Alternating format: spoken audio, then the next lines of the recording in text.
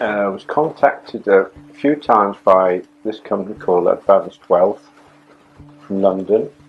They seem a very positive company, whereby they said that they're selling diamonds, and profit on it was about 30, 40, 50%. And in those few years ago, the interest rates were so low that you thought, oh, it's an idea. And I was thinking about my grandson as well for the future and all this type of thing. I think victims that have been involved in any investment fraud learn a very, very hard lesson. They often alienate themselves from friends and family who are trying to say, this is too good to be true, don't spend your money.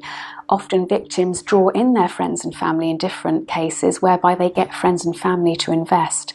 That impact is lifelong, and depending on what they've lost, depending on their state of mind at the point they enter into these negotiations with these investment firms, undermines their trust of humanity, really, on many different levels. So it's very difficult for them to trust ever again, and to go onto the internet just to sort of do daily transactions without thinking, you know, is this a virus? Am I being scammed? So it's a very, very hard lesson for anybody to have to learn.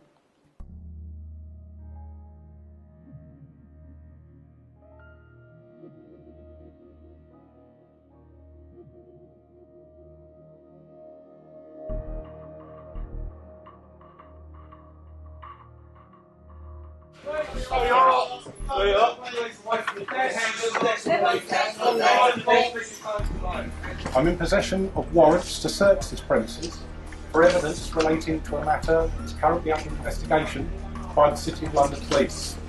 You are all under arrest on suspicion of conspiracy to defraud, fraud by false representation and money laundering.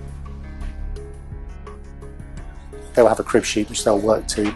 They'll be very persistent. They'll ring people up and say, the offer's about to stop, they've got to invest now, put pressure on people, and that's the way they get people to invest. They are really living the life on the money of our victims. We get lots of complaints about investment fraud being made to us here in the city, because the City of London is the epicentre of the financial world, and the investment fraudsters like to be associated with the City of London address because it gives their scams some credibility. So what we tend to do is we look at the intelligence that's coming in, the complaints, the inquiries from around the country, and we try and focus our resources on picking on those traders that are causing most concerns.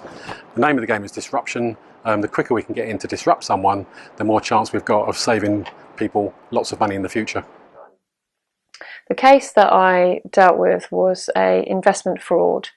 It was investing in stocks and shares, and it was over 40 million losses to UK investors. And there were thousands of victims in this case. And really it was one of the first boiler room frauds that came into the City of London Police. So we hadn't really seen this scale of investment fraud worked on, or indeed an investigation of this type. The most devastating consequence was one of the victims, her husband actually committed suicide because of this fraud. He was embarrassed about having made these investments, and he committed suicide, thereby leaving his wife and a 12-year-old child.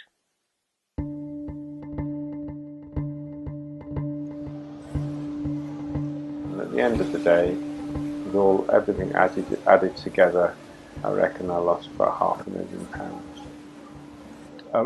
Anything that's sounds really too good, at the end of the day, just don't do it. Just don't. Just put the phone down and be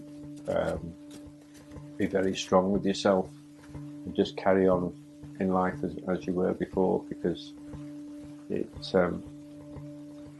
can make a lot of problems for you in life. You've just got to be so careful.